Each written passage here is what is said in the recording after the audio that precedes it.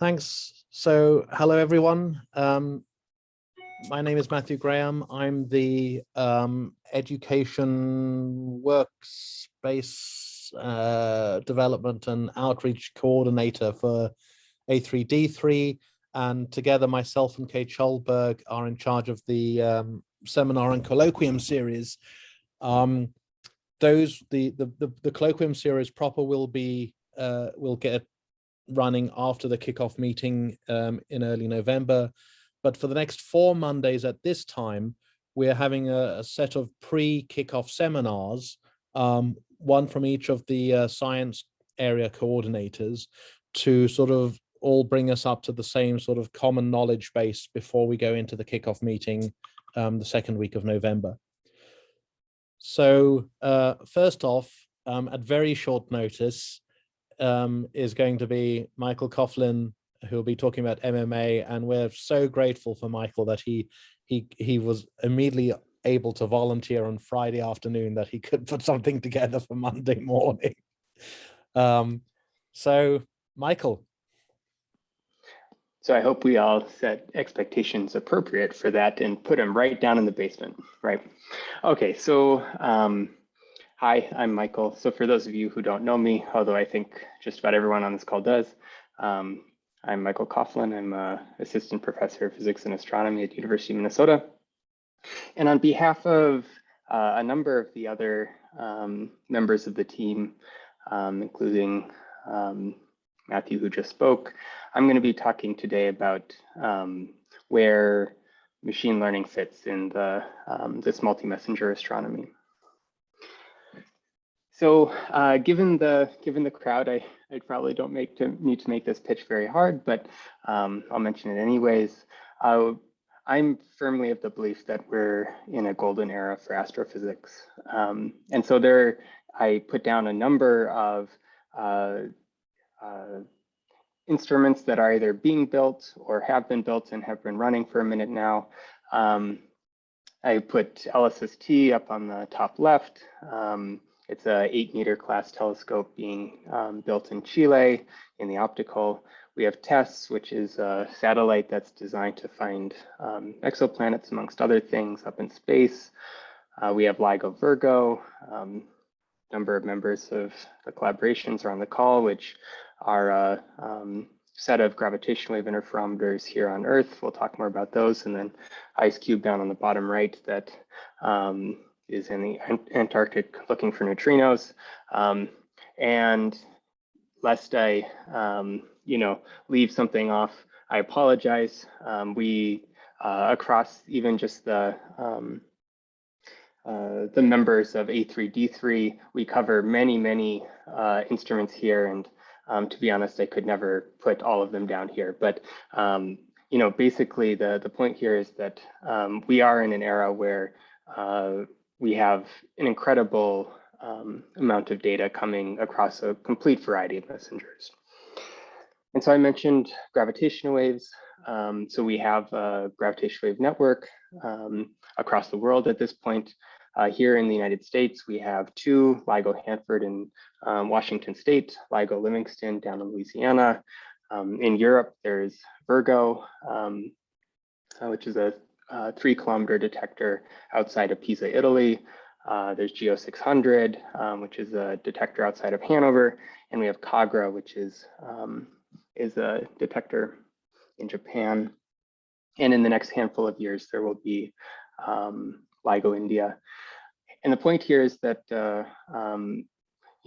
these days, so Kagra, for example, just came online at the end of the last observing run. And looking forward in the time of that A3D3 is funded, we might expect to even see LIGO India data by then. And so we truly have this, growing gravitational wave network that we have access to at this point.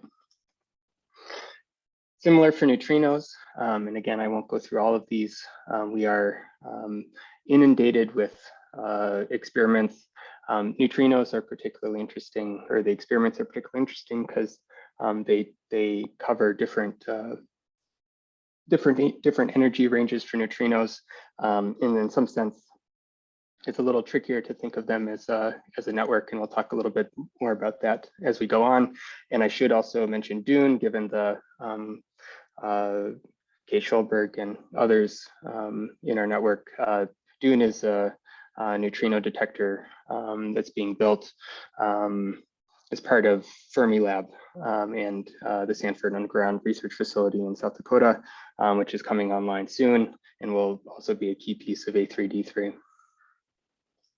So coming back to gravitational waves, so to tell the story, gravitational wave astronomy has only been, let's say, alive over the last, well, less than a decade or so. And so I started in LIGO back around 2008, but it wasn't until 2015 that we actually observed our first gravitational wave signal.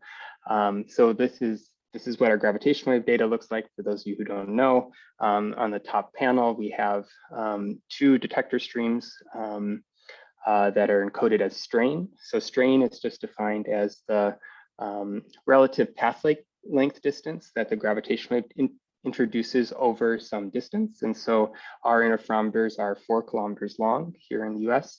And so you can multiply this number by 4 kilometers to get to actual distances. But when you do that in your head, you'll note that numbers are still very small, much smaller than the diameter of a proton, for example. And so we're looking for very, very small distortions in space-time due to these gravitational waves. And so back in September of 2015, we observed our first binary black hole system. So most of the systems, or all of the systems discovered so far from the LIGO detectors, have been from these compact binary systems, either from black holes or neutron stars. And there are a lot of things that are remarkable about this signal, but I'll just highlight one here. So if you look in the second panel here, you see this quote unquote numerical relativity waveform overlaid. And what that basically means is that there are folks who spend their career solving Einstein's equations in the strong field regime. And this is one of those solutions that are just overlaid, and you'll notice the nice fit. And so I had this really nice interview with a numerical relativist who was sort of part of the team back when this waveform was discovered. And she said what she found most surprising was when she woke up and she saw the signal, she thought it was just a plot from a graduate student that she'd sent or that had been sent to her.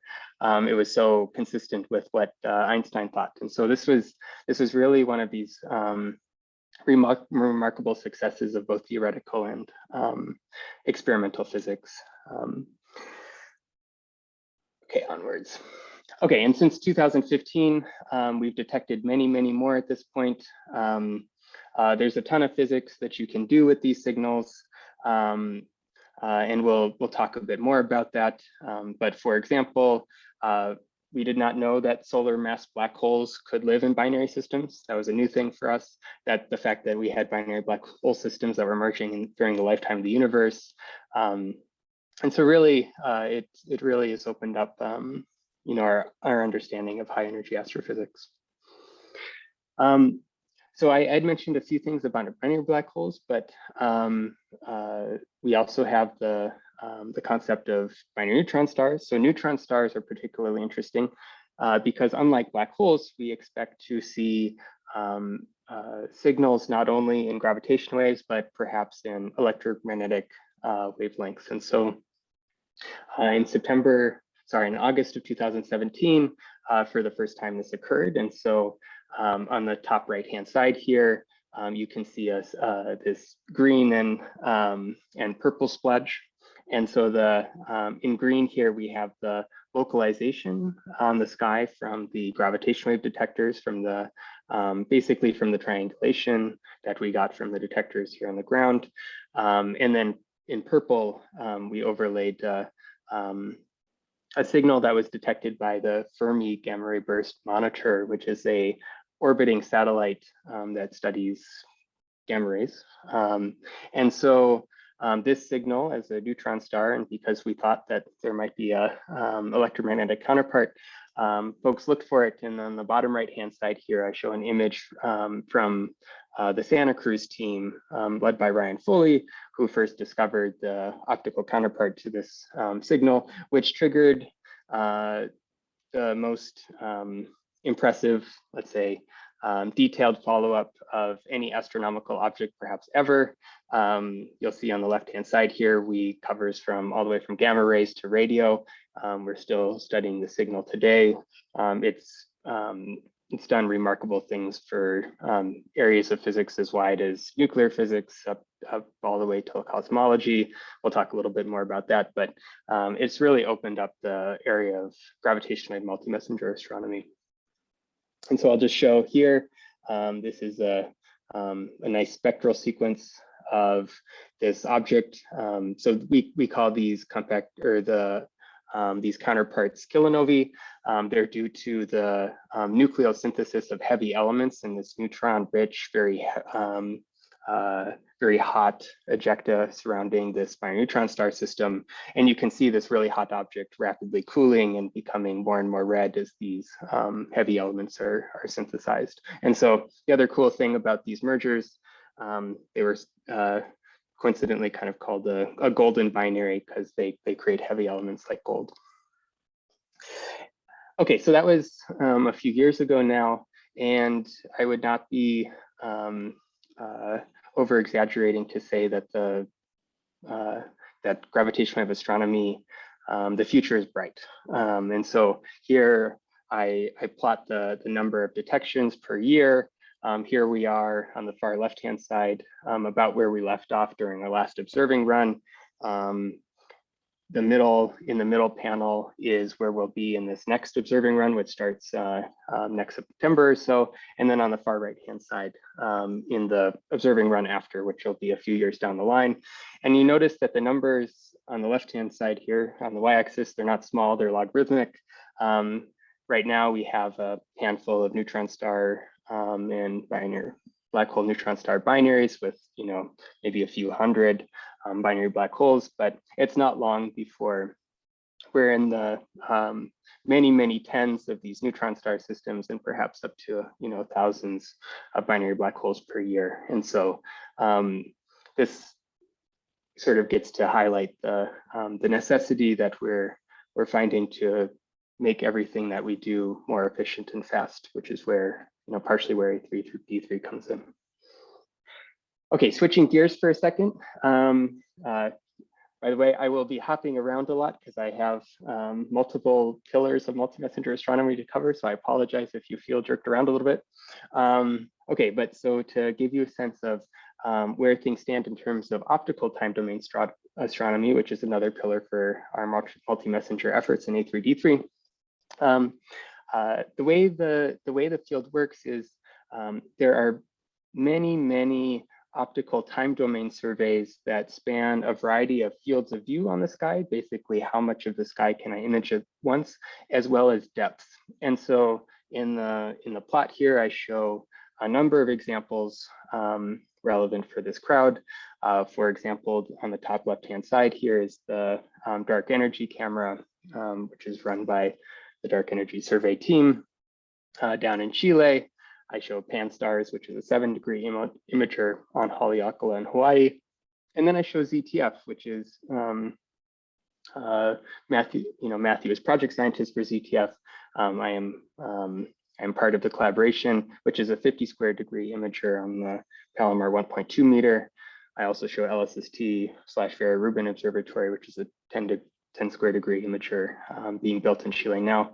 The idea here is that there are a wide variety of surveys, many of which are involved in searches for gravitational wave counterparts. These put out alert streams that cover, for ZTF, for example, up to around 1 million alerts per night. We'll talk about what an alert is, but basically it's a 5 sigma detection of something, change on the sky. Vera Rubin Observatory will have something like an order of magnitude more than that. And so the data rates for these optical time domain surveys, of course, are not small either. And so I'll note that this is important for a few reasons. So when, for example, we look for gravitational counterparts, we're predominantly interested in understanding what are the things that are exploding in the night. And so there are a couple typical ways you do this. One is to use your photometric survey and then take spectra of them. So you get classification spectra, look for hydrogen, helium, whatever lines that you have to understand what kind of object you have. However, more common now, just due to essentially lack of resources, is to do multi-band photometry, where you take images and multiple filters and you follow objects for some period of time and fit them to models for the light curves to try to understand what those are. And we'll talk a little bit more about where A3D3 fits in towards the end here. Okay, and so I should mention, yeah, so ZTF in particular, which will be an important piece of A3D3, given that, well, multiple of us are involved, but part of our purpose will be to integrate some of these low latency AI techniques into identifying optical counterparts to gravitational waves through ZTF's alert stream. Hopping on neutrinos. Okay, so neutrinos arrive as transient sources also. So here, when you have the collapse of a star, something like 99% of the gravitational binding energy of this remnant goes into neutrinos, a variety of flavors, over a time scale of tens of seconds, right? So these core collapse supernovae are very, very energetic and very, very neutrino rich. For better, for worse, the rate of core collapse supernovae within our galaxy, which is predominantly where we can expect to, where our detectors are sensitive to, are order a couple per century in our local neighborhood. And so it's been a while since we've had our last detection in our galaxy. However, we're in many senses of the word, we're due. And so it's a really cool time to be working in neutrinos. And the other thing that makes them super fascinating actually is that they are in some sense the perfect multi-messenger source. So they have neutrinos, of course, they have light. We identify supernovae often. And for supernovae in our galaxy, we should also be able to detect gravitational waves. And so these are the source that cover all three of our pillars in the A3D3's multi-messenger group. And so they're really a fascinating source in that sense. Unsurprisingly, for this reason, the neutrino collaborations have banded together in a system that they call SNOOS, the Supernova Early Warning System. So just like in gravitational waves, this group of detectors puts out alerts to the community for neutrino detections that are identified, and puts out things like sky maps to tell telescopes where to look. And again, this low latency identification and localization will be the contribution of A3D3 to the neutrino effort. Okay, so A3D3 MMA. So this is a figure mildly modified from our proposal. But the idea here is when you take together astrophysical modeling of the variety of systems here, I have compact binary coalescences on the plot. We could also have supernovae, as in addition to the various dedicated instrumentation that we have across messengers, let's say, and you put it into a framework that includes machine learning as well as inference as a service, which we'll talk about, but basically enabling some of this very low latency AI. This is what's producing our science, right? And so just to give a sense of the kind of science you can do, so I mentioned with compact binaries, there is a tension, let's say, in cosmology right now between two relatively famous measurements, one by the cosmic microwave background and the other using type 1a supernovae as standardizable candles to measure the expansion rate of the universe, known as the Hubble constant. These two measurements disagree.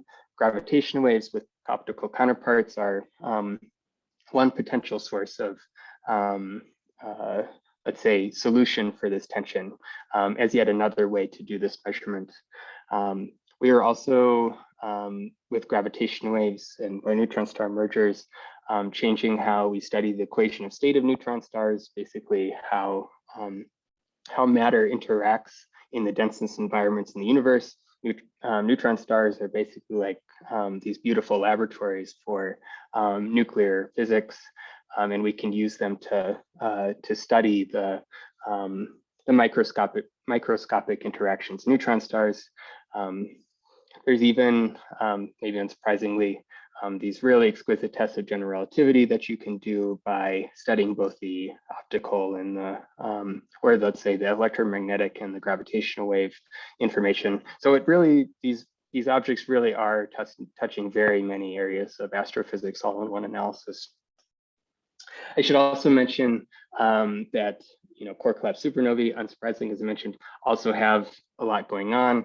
In addition to studying core collapse physics, we also, they benefit from both the combination of the neutrino experiments as well as the gravitational wave observations to study, for example, the different neutrino flavors that are produced during these events. For example, different models for how core collapse supernovae actually occur will produce different gravitational waveforms, for example.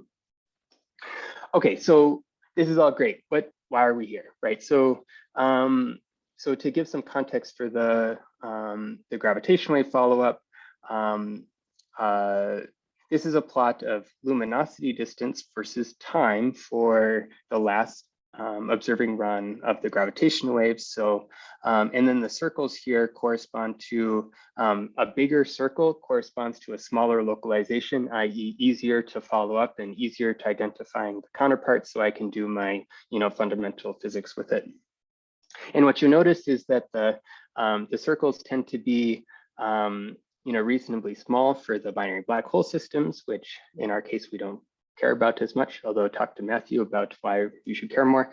And you'll notice that for the neutron star black hole and the neutron star circles, most of them are relatively smaller, i.e. they have larger localizations. This is predominantly due to the fact that the gravitational wave strain goes as the increases as you increase the size of the object. So binary black holes are naturally louder in gravitational waves.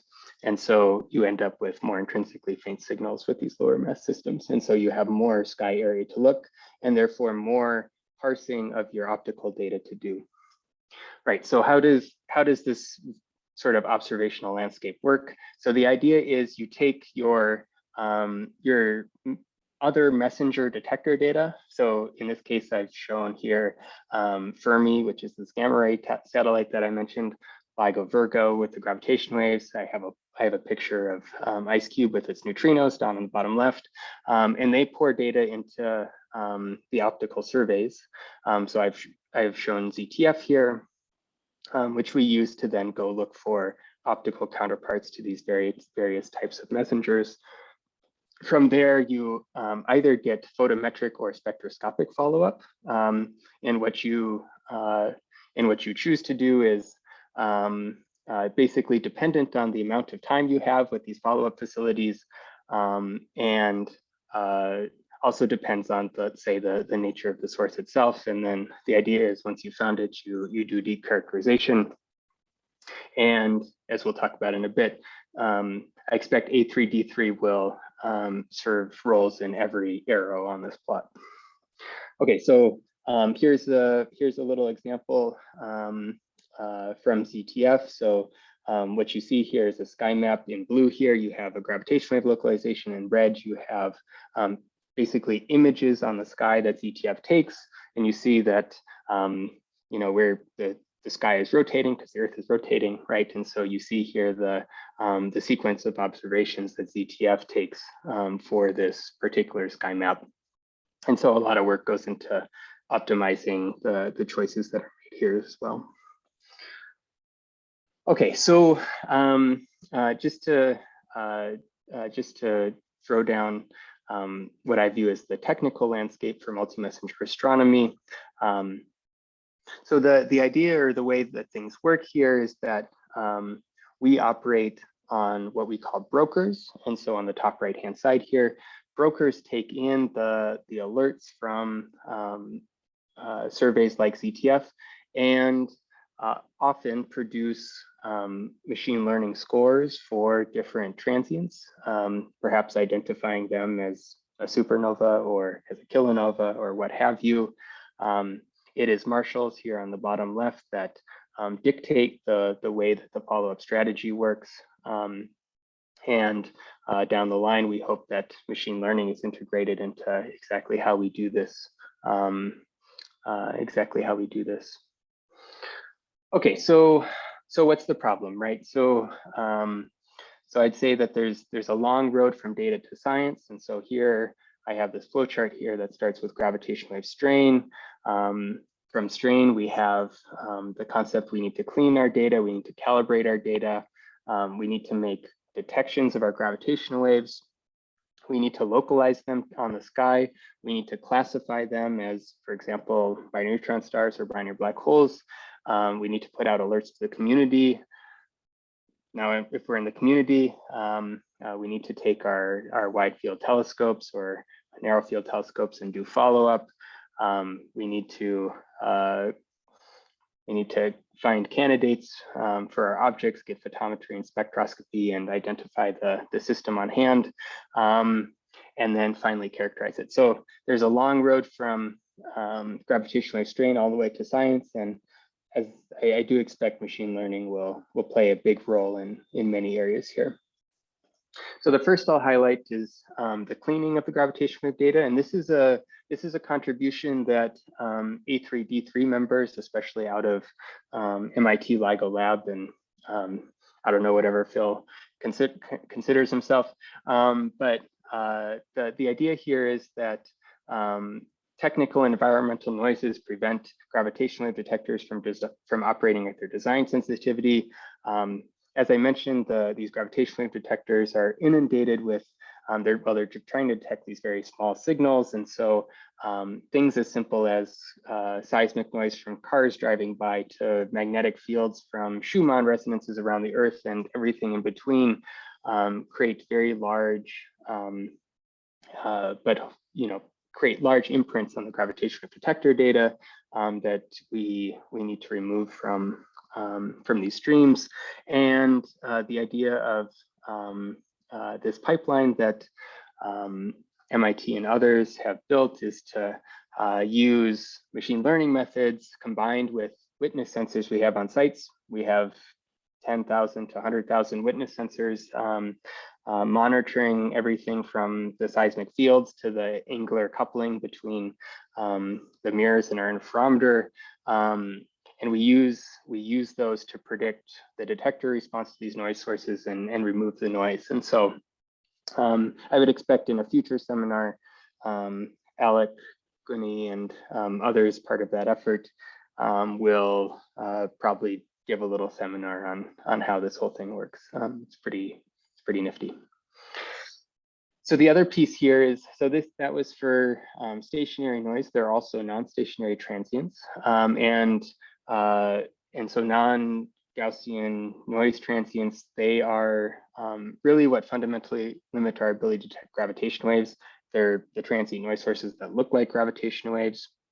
And so we have basically large scale labeled data sets that we use to identify different types of these noise transients, and of course using supervised learning to probabilistically classify these noise classes to basically identify things as gravitational waves or not. So once you've sort of cleaned your data from either let's say the background and the transients, you then need to go away and detect them. Gravitational detection is basically a solved problem in Gaussian noise. So if I have Gaussian noise, I can just write a matched filter and then I'm done. However, gravitational data is absolutely not Gaussian. And so machine learning methods in the last few years have been shown to have the capability of doing truly rapid online searches and potentially being more robust to noise transients, perhaps because they're able to train on these large labeled data sets. However, there's only binary black hole signals demonstrated so far. That's, hopefully a thing that A3D3 will solve. So I had mentioned briefly this effort led out of LIGO Lab. So Alec and others there have put together this inference as a service pipeline. The idea is that you use distributed computing to minimize your latency and so our intention looking ahead is to essentially deploy this let's say service locally at the detectors, and it's already been using the combination of the noise cleaning and the detection algorithms to basically do a full let's say a full service gravitational wave detection workflow demonstrated at the sites using machine learning. So as I said, I expect there'll be a full seminar on this in the future. Okay, so once you're past detection, one of the most important pieces and one of the most currently latency inducing pieces is estimation of the gravitational wave parameters. For example, the sky maps. We would like to know as fast as possible where on the sky this object is. However, conventional gravitational wave inference is often slow. It takes hours to days. This is problematic because the signals in the optical that we're looking for last only hours to days. And so this can be quite limiting. Again, folks have been using machine learning to try to infer source parameters up to orders of magnitude faster. However, this has just been demonstrated for binary black hole signals so far. Another piece that I expect that A3D3 will hopefully solve. Right, so I mentioned the classification problem.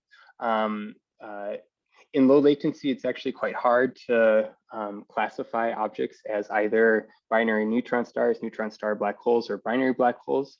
This is really important because it absolutely changes the way that you would think about doing your follow-up strategy.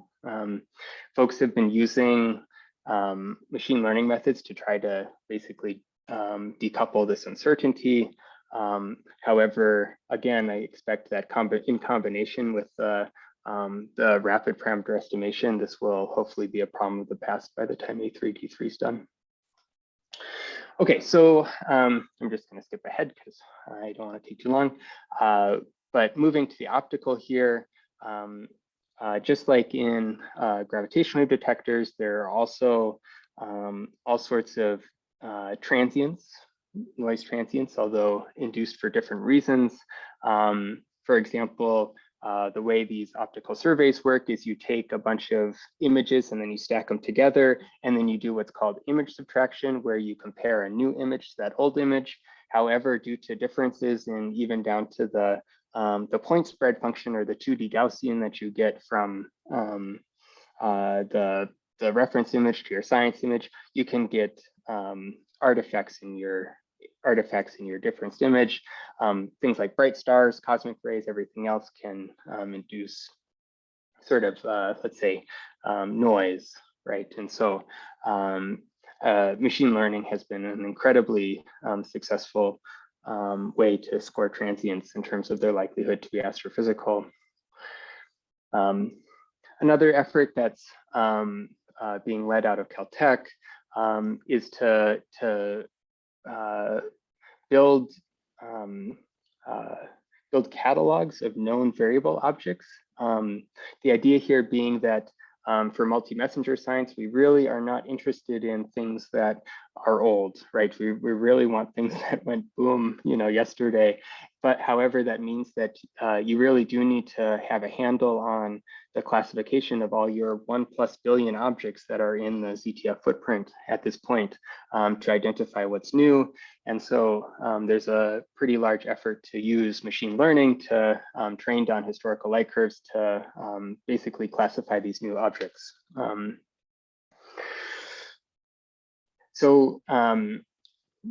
once you've classified your 1.2 billion objects and you've taken new images with ZTF,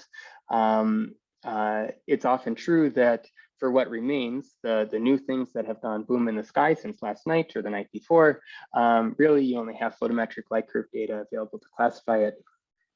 As I mentioned, due to the fact that we have many follow-up systems available, both to get photometry and spectroscopy, you really want to design a system that optimizes the differentiation between models for your compact binary coalescences, i.e. the things that you care about identifying, and other things that go boom in the sky. And so we have the idea to use machine learning methods to speed up inference, for example, on the potential counterparts, to basically better select the objects that we get photometry or spectroscopy of, instead of, which right now is just a human in the loop. Okay, so switching back to neutrinos, right? So there was my multi-messenger section. Right, so what's the goal here, right? So the goal is to find the supernovae. In general, I mentioned how, you know, hours to days are the characteristic timescale for the optical. The neutrino community with the core collapse supernovae are worried about even shorter timescales than that. And so it's really, it's truly a race the clock type of an analysis here. And so the idea here is that we want A3D3 to speeding this up. And so here's a histogram of it's kind of a funny one, probability per minute versus time since supernova. And so you can see here where snooze lies relative, and basically it's a sum of all of the individual detectors. But you can see in general how fast things are currently. Right. Okay, and so there's two pieces of this, right? You have detection and then you have localization. So the on the plots here, you have injected supernova on top of a background. And so the idea here is that just like in gravitational waves, you want to be using different kinds of machine learning networks to identify, you know, tracks or whatever type features in these images here, right? And so so once you've identified them, then depending on the detector type you have basically different methods for doing localization using neutrinos. And so I won't go through all of them here, but you end up, as I said, so for Ice Cube or Dune or whatever, you'll have essentially a different version here. Right, and so yeah, different types.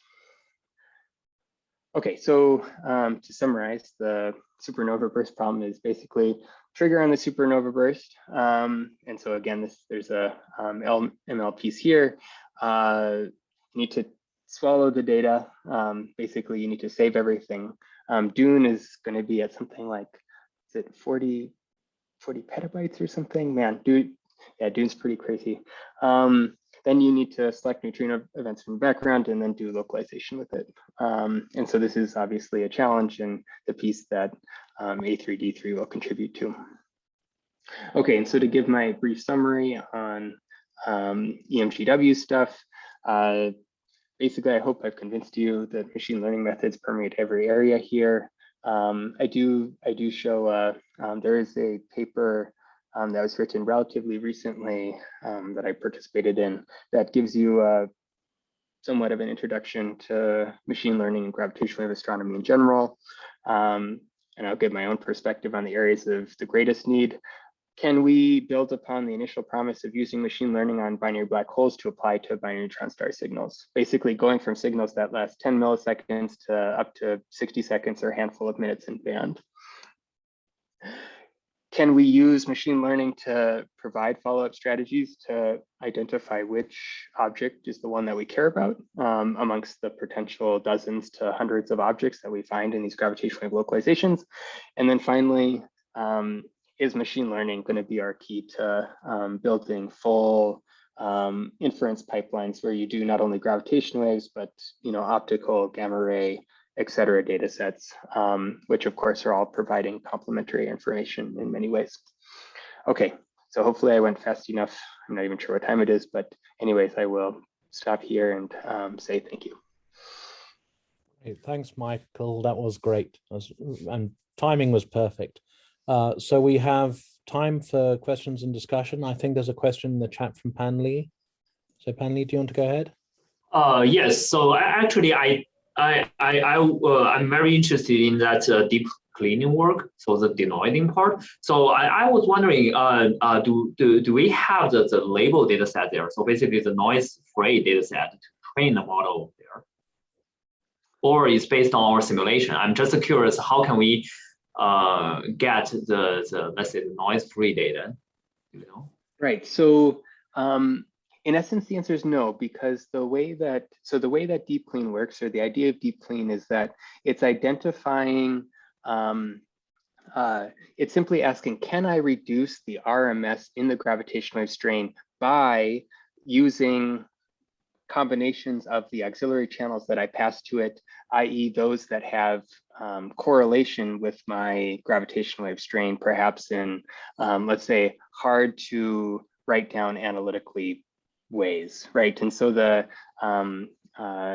sensor, the vision you should have here is kind of like a fancy Wiener filter, where I take, so in that case, a Wiener filter is just a sort of a linear combination of channels. You measure coherence between your input and your output, and then you do your subtraction. And so this is let's say a fancy version of that can potentially get you nonlinear subtraction. We know about some nonlinear signals in our gravitational wave detectors. For example, we have sidebands of the 60 Hertz power line plugged into the wall, basically, that we remove.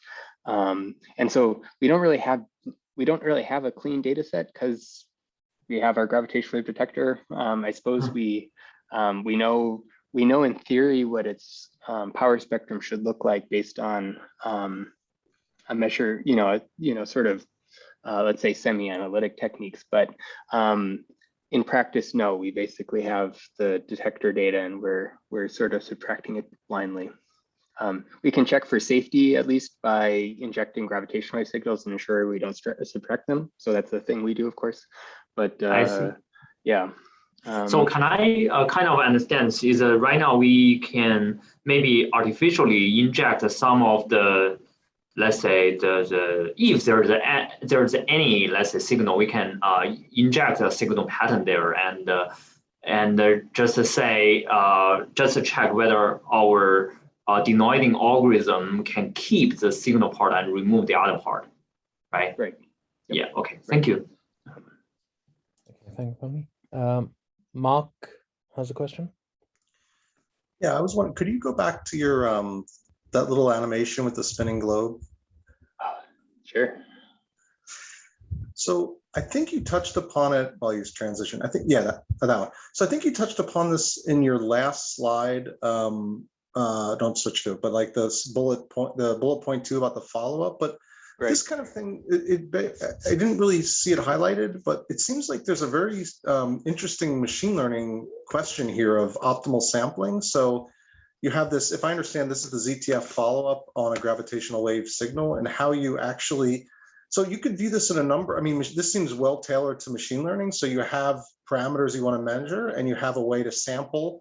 And you actually, it's almost like a real-time experimental design if you want to take it to the machine learning extreme, right? So you have the sampling is almost like developing a little experiment, right? And so there are ways to optimally design your experiment through machine learning, I mean, there's all kinds of black box, Bayesian optimization, all kinds of ways to figure out how to best sample this.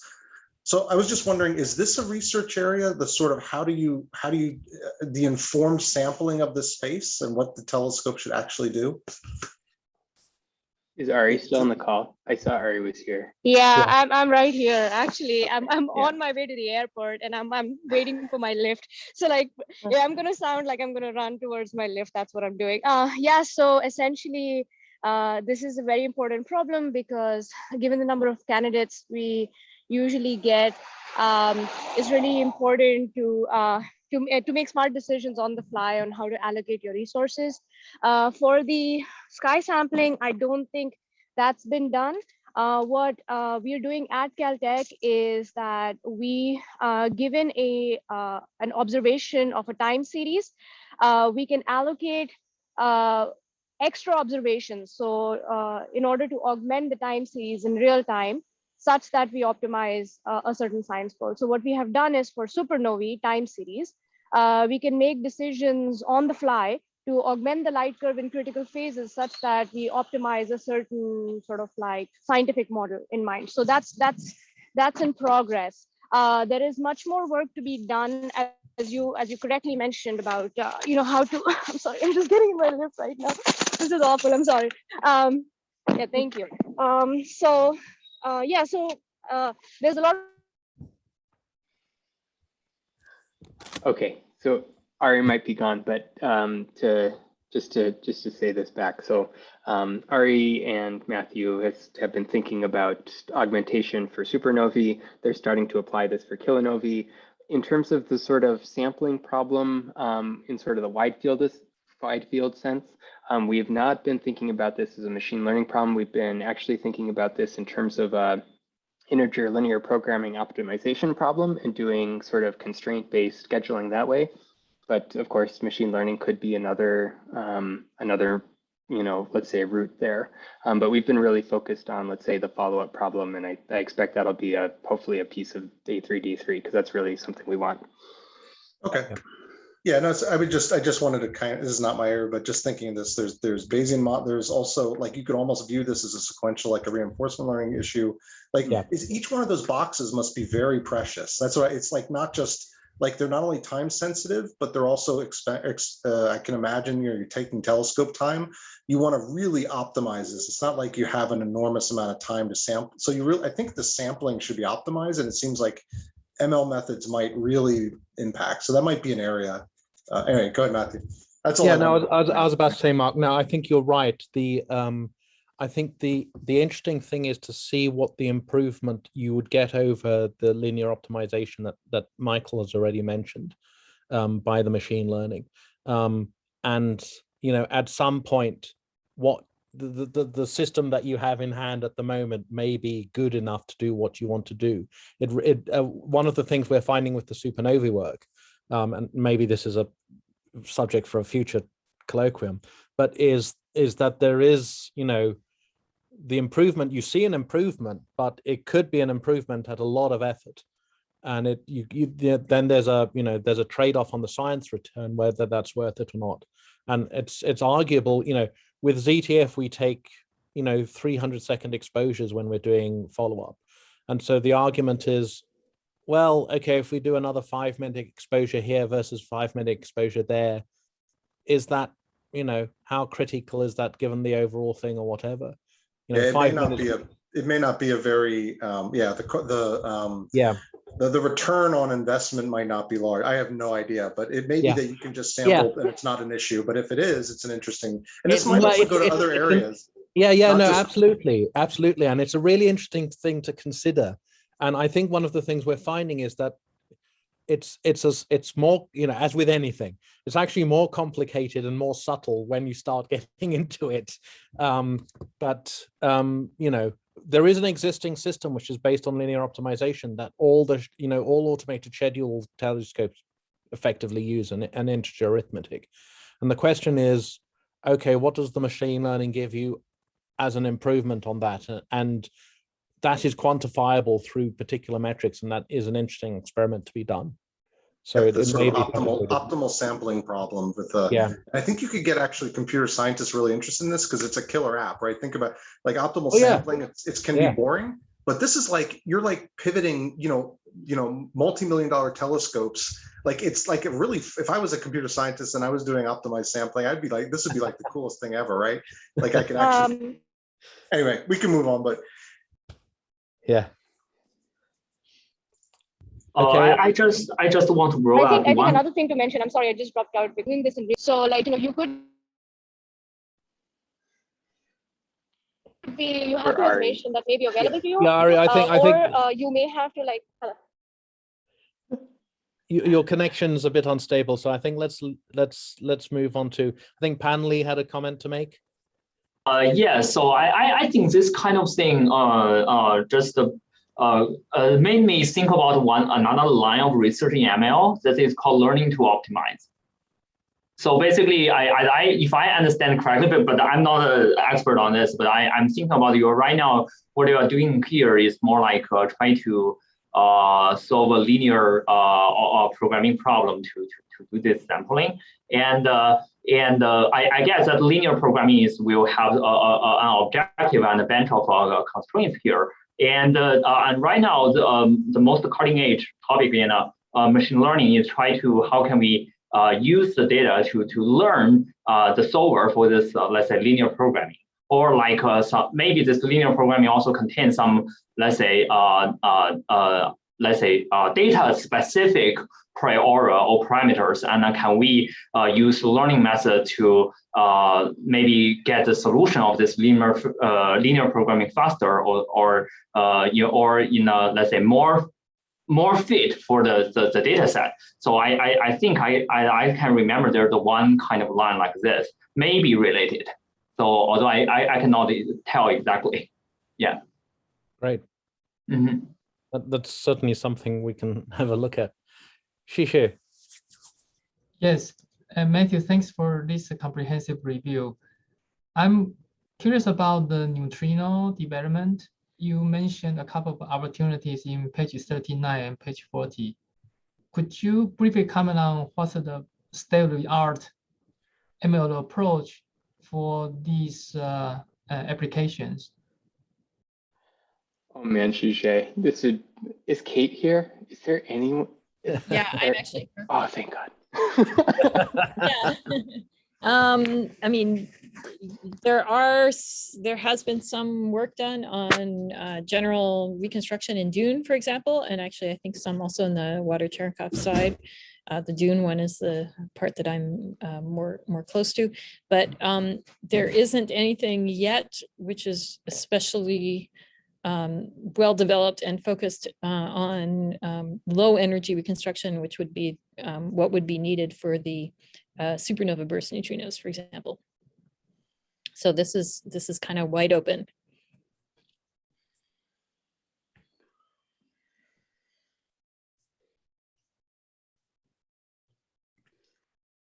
Okay. Are there any more questions or comments from anyone?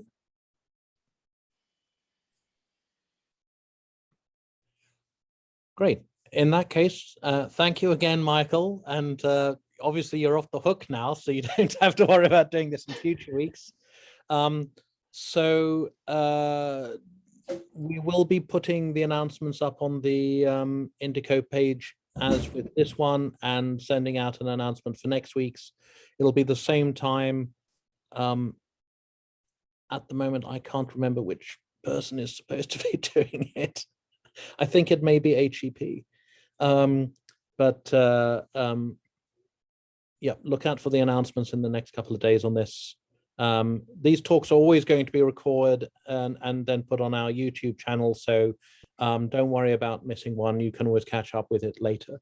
And that'll be true for the Colloquium talks as well, once we figured out the time slot for those and get after the kickoff. Okay, great. So thanks everyone, and have a good rest of your day. Thank you. Thanks. Bye. Bye.